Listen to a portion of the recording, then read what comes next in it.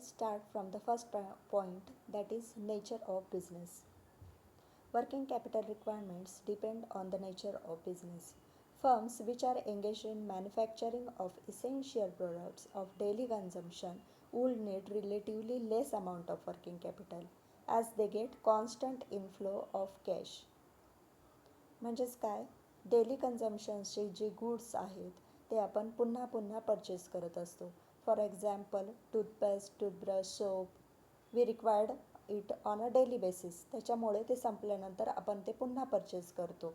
मग अशा प्रकारे आपण जेव्हा पुन्हा परचेस करतो तेव्हा पुन्हा ते जे गुड्स आहे ते त्याच्या बदल्यात आपण त्यांना पैसे पेड करतो, कुणाला, बिझनेसमॅनला. म्हणून मग पुन्हा त्यांच्याकडे ते पैसे जातात, पुन्हा ते रॉ मटेरियल परचेस करतात आणि फिनिश प्रोडक्ट्स बनवतात आणि पुन्हा ते मार्केटमध्ये येतात. म्हणजे प्रोडक्शन सायकल ही चालू राहतं. त्याच्यामुळे त्यांना रिलेटिवली वर्किंग कॅपिटल हे कमी लागतं.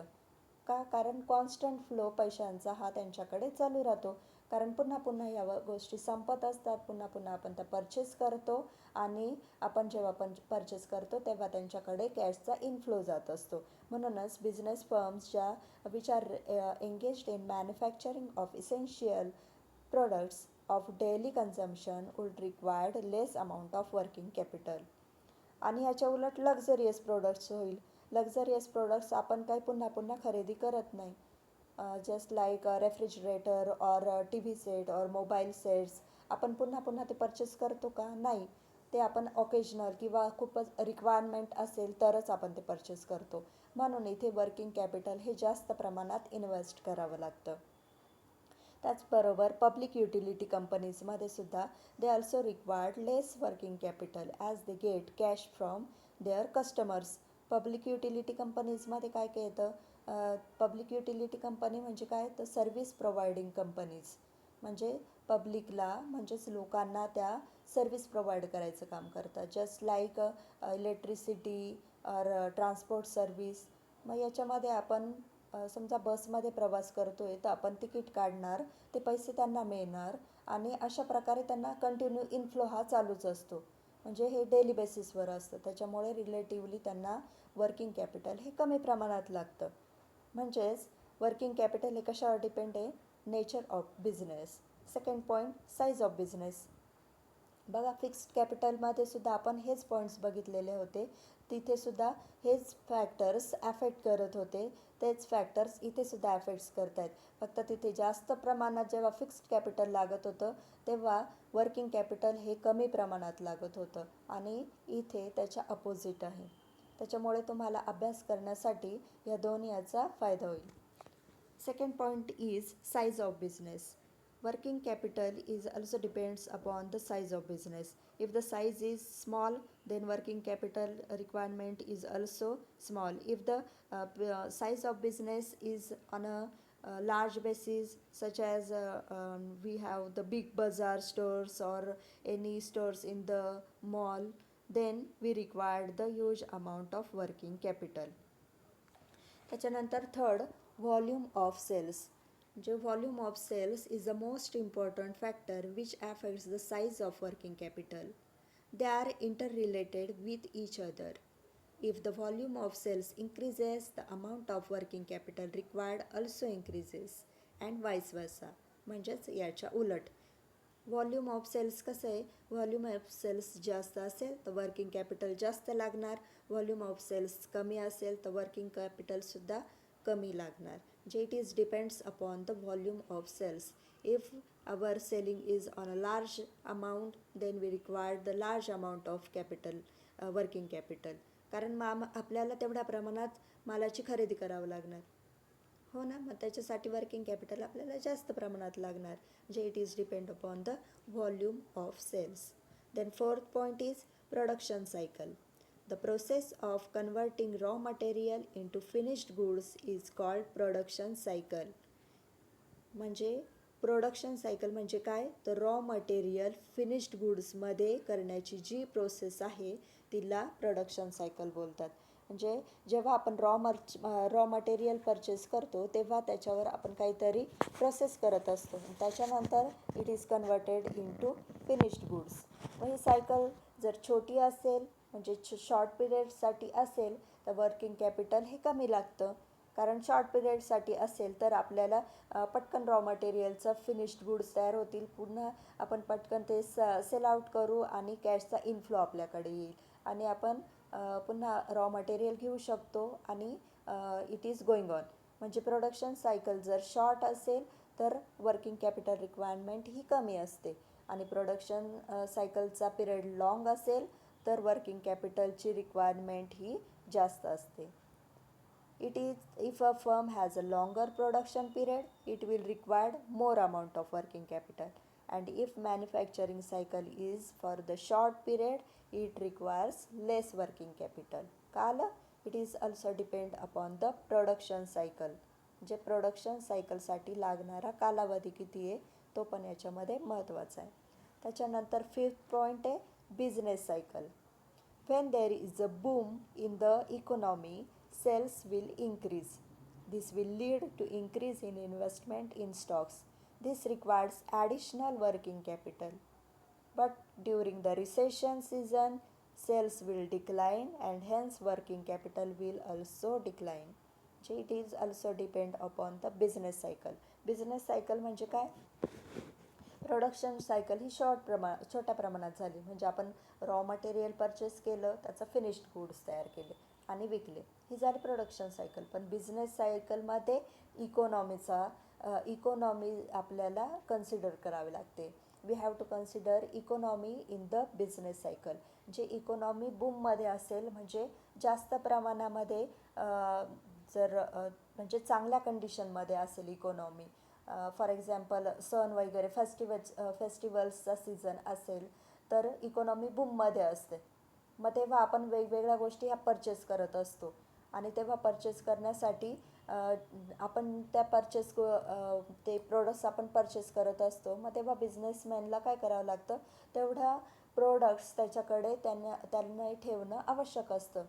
म्हणजे समजा आपल्याला फेस्टिवल सीझनमध्ये इलेक्ट्रॉनिक गॅजेट्स वगैरेची किंवा कार व्हेकल्स यांची विक्री मोठ्या प्रमाणात होते, म्हणजे तेव्हा इकॉनॉमी बूममध्ये असते.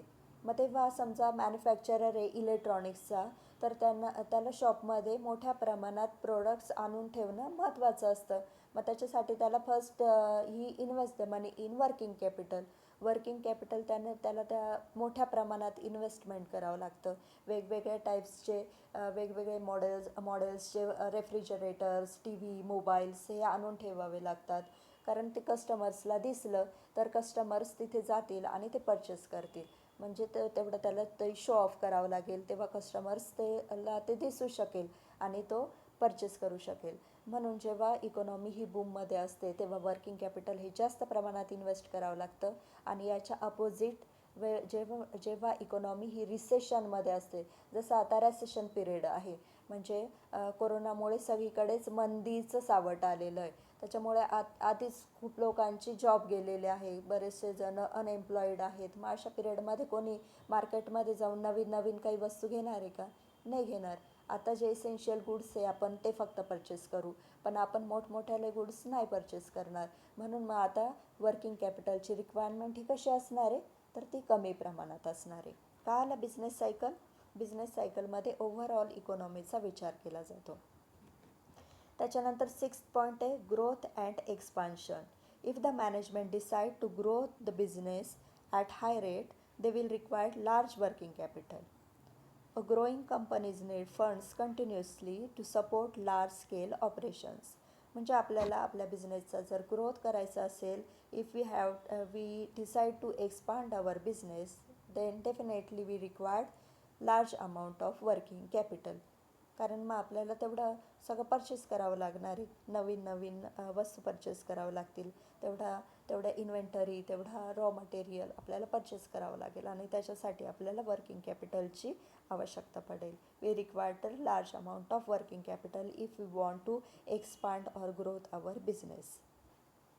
त्याच्यानंतर 7th पॉईंट मॅनेजमेंट ॲबिलिटी.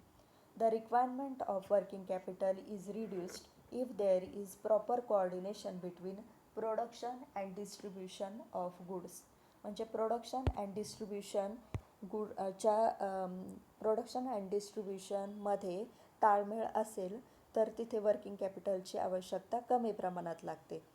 म्हणजे मॅनेजमेंटची ती ॲबिलिटी असली पाहिजे. If they have the ability to proper coordinate these activities, that is production and distribution of goods, then it requires less amount of working capital. म्हणजे आता समजा आपण प्रोडक्शन केलं, आपण माल प्रोड्यूस केला आणि लगेचच तो सेल आउट झाला, म्हणजे त्याचं आपण डिस्ट्रीब्युशन केलं आणि तो सेल आउट झाला, तर आपल्याला लगेचच इनफ्लो मिळेल, कॅशचा इनफ्लो आपल्याकडे येईल, कॅश येईल आपल्याकडे आणि आपण त्याच्यामुळे लगेच रॉ मटेरियल परचेस करू शकू आणि आपण पुन्हा एकदा फिनिश प्रोडक्ट्स बनवू शकू. म्हणजे प्रोडक्शन सायकलसाठी कॅशचा इनफ्लो असणं महत्त्वाचं आहे. मग कॅशचा इनफ्लो जर असेल तर आपल्याला कमी वर्किंग कॅपिटल लागेल. पण प्रोडक्शन आणि डिस्ट्रीब्युशनमध्ये ताळमेळ नसेल, प्रोडक्शन करून ठेवलं आहे आपण, माल 2-3 महिने गोडाऊनमध्ये पडलेला आहे, तर मग अशा वेळी काय होईल, मग अशा वेळी आपल्याला जास्त प्रमाणात वर्किंग कॅपिटल लागेल, कारण तो माल फक्त तयारच झाला आहे, प्रोडक्शनच झालेलं आहे, पण डिस्ट्रीब्युशन झालेलं नाही आहे. तेव्हा आपल्याकडे कॅश येईल का? कॅशचा इनफ्लो आपल्याकडे येणार नाही आणि त्याच्यामुळे आपल्याला स्वतःचं कॅपिटल त्याच्यात इन्व्हेस्ट करावं लागेल. म्हणजेच आपल्याला ते वर्किंग कॅपिटल जास्त प्रमाणात तिथे इन्व्हेस्ट करावं लागेल. That's why there is essential to have the coordination between production and distribution of goods. Then 8 point, external factors. External factors. If financial institutions and banks provide funds to the firms as and when required, the need of working capital is reduced. म्हणजे external फॅक्टर्ससुद्धा ॲफेक्ट करतात working कॅपिटलवर. जर financial institutions किंवा banks आपल्याला वेळेवर पैसे उपलब्ध करून देत असतील ॲज अ लोन म्हणून, तर आपल्याला वर्किंग कॅपिटल आपल्याकडचं कमी प्रमाणात लागतं, कारण आपल्याला पैशांची गरज ती भागवली जाते. म्हणून external factors also affects the working capital requirement.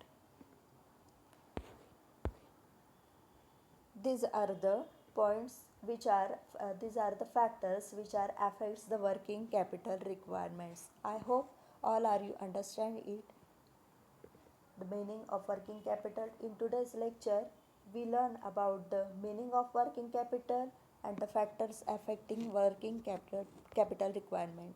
I will give the PDF notes along with this lecture. You write down in your notebook. Okay, thank you for listening me carefully.